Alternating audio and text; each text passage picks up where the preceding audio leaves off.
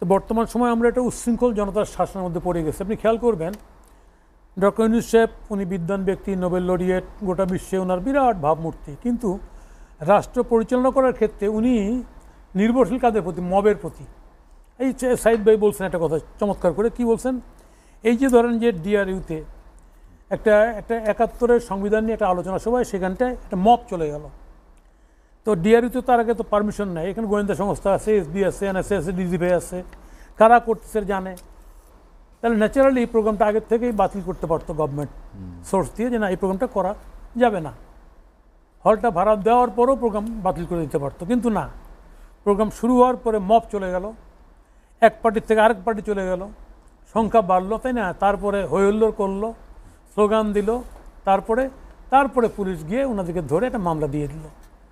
গভর্নমেন্টের আপনি যদি শুরুর থেকে এই বঙ্গভবন থেকে ছবি নামার থেকে শুরু করে যদি আপনি দেখেন, আপনি ৩২ ভাঙচুর বলেন, আপনি গোপালগঞ্জ বলেন, everywhere government is running after democracy. উচ্ছৃঙ্খল জনতার শাসন দিয়ে গভর্নমেন্ট চলতেছে। গভর্নমেন্ট দুইটা হইতে পারে, একটা হইতে পারে যে উনি সে ভদ্রলোক অসহায়, কিছু করতে পারছে না, অথবা হইতে পারে উনি সারেন্ডার করছেন, আত্মসমর্পণ করছেন, যা করো তোমরা।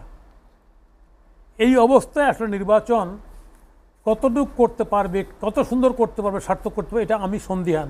কী কারণে সন্দিহান শুনেন, বুঝে হোক না বুঝে হোক আমাদের মাননীয় প্রধান নির্বাচন কমিশন বলে ফেলছেন, মব এটা কিছু না, এটা তো ৩০০ আসনে চলে যাবে ভাগ হয়ে।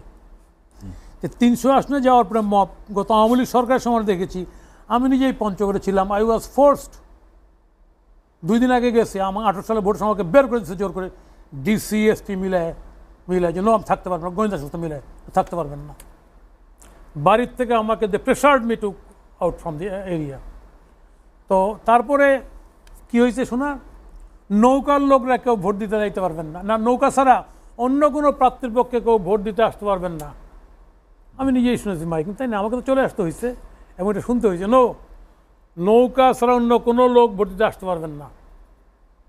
এটা হলো পপ সং আছে না, কোরাস, সারা দেশে হয়েছে এই কোরাসটা, কিন্তু বিএনপির লোকরা এমপিরা ঘর থেকে বাইরে পারে নাই, কোনো জায়গায় বাইরে পিঠা খাইছে, ভোটার পিঠা খাইছে। তাহলে আজকে এই যে প্রধান নির্বাচন কমিশনার বললেন মবক্রেসি শাসনের অধীনে যদি পপ সং শুরু হয়ে যায় সারা দেশে, যে এই মার্কায় ভোট না দিলে কেউ আসতে পারবেন না, সে আজম ভাইয়ের মার্কা যেটা থাকলো বলে দিল এই আজম ভাইয়ের মার্কা ছাড়া অন্য কারো আসা দরকার নাই।